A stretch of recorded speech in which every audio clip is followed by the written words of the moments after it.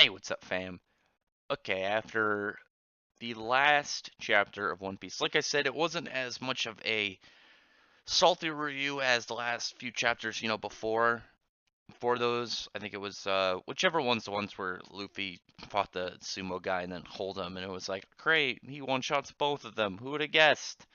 But now, with after chapter 9 or 19, it was more of, oh god, the potential tomfoolery and destruction of his own series that Oda could do with time travel. And one of the things I said, I was hoping it was one direction time travel, only forward, no way back kind of time travel, then it would be fine. Because then you can't really screw anything up, I imagine, just going forward like that. But we will see. All that paranoia I had with the time travel looks like it's luckily wished away. It's been gone away, and it went from being what could have been catastrophic to just being an all right chapter. And I say all right because I realized that Oda has done this before. And he do it similar because the whole kind of like layout of this background, obviously not the whole thing, but a large kind of meat of the situation is of a ruler who kind of is has his people have their image turned on him of them going from like this kind of really liked ruler to being hated by the citizens through whatever trick, because then they didn't they do that with Crocodile and with Doflamingo, because it was King, I think it was Cobra actually for Alabasta, isn't that the king's name? And then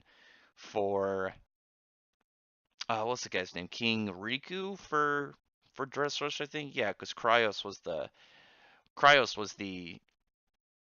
what was it, the king of Dressrosa, if I recall correctly. I mean, I'm a little annoyed that Oda's using kind of like the same plot again. I mean, I'm not that surprised, but the chapter itself was kind of all right.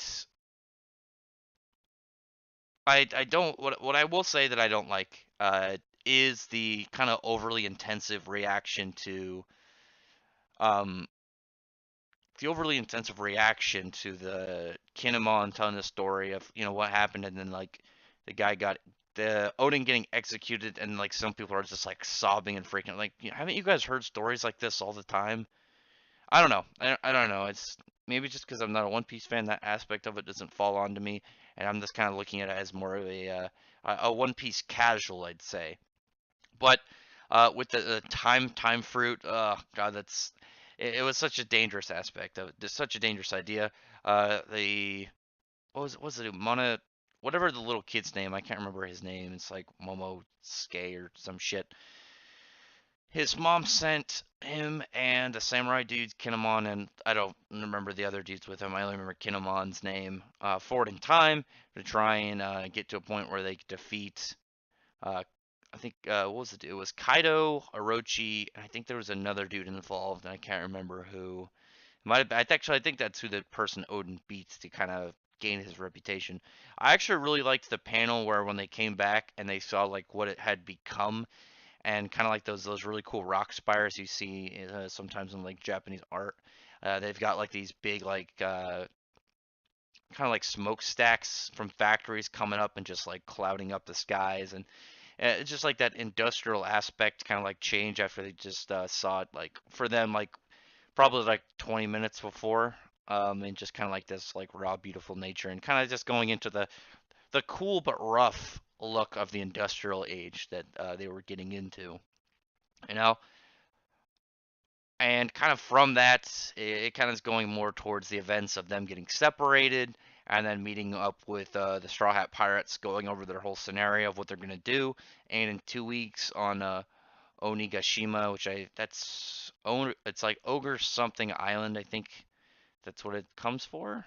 I don't remember exactly the what that translates to, but they're going to attack Kaido's crew, and I think I said, yeah, 2 weeks from the current time spot. And I really hope Oda doesn't spend a lot of time kind of drawing out that point to get to there. I hope he kind of has maybe some foreshadowing of maybe like something that he's going to use, like maybe a new technique, maybe.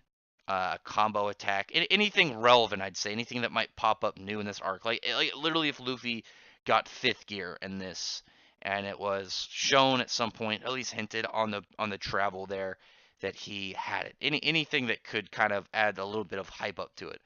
Because I'm worried of what they would possibly have to defeat Kaido's crew, because Kaido's crew, unlike Big Mom's crew, Kaido's crew is actually very assuming, so very competent and and like actually a threat, not like Big Mom's crew. Like the second anything happened, they kind of started to destroy their own crew, and like people on their own team. They were team killing each other, yet people like switching sides and screwing each other over, and Big Mom was going around eating people. Hopefully that doesn't happen with Kaido's crew. There's no way that happened with Whitebeard's crew, and there's no way that would happen to Blackbeard or Shanks' crew, and it's just Big Mom's crew really kind of sucks. So the One Piece chapter, I will say, it's definitely better than what I thought it was, because I was so paranoid about what kind of like shit could happen with time travel in a story like One Piece, where there's it would come out of nowhere, especially this late in the game, and potentially fuck stuff up. But doesn't look like so.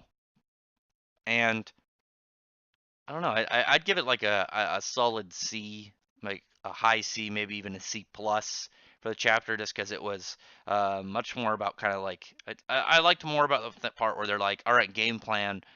This is what we're gonna do. We're kind of gonna get ready, and then some of the panels and the way that they looked, like the one I was talking about with the kind of like the after the 20 years, what the Wano was looking like.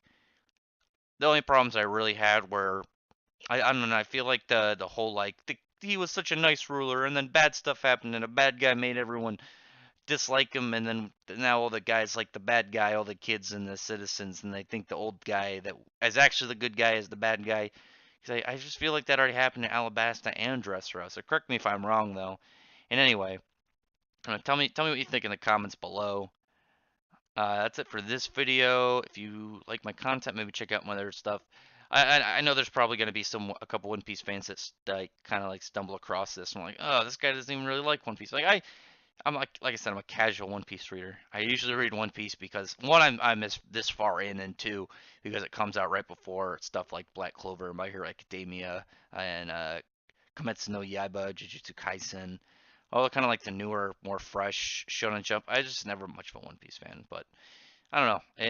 If I'm wrong about anything in this, just give me a comment and we can chat about it. But otherwise, if you're subscribed already, thank you very much for subscribing. But otherwise, if you are subscribed, I'd appreciate it very much. So thank you very much for listening.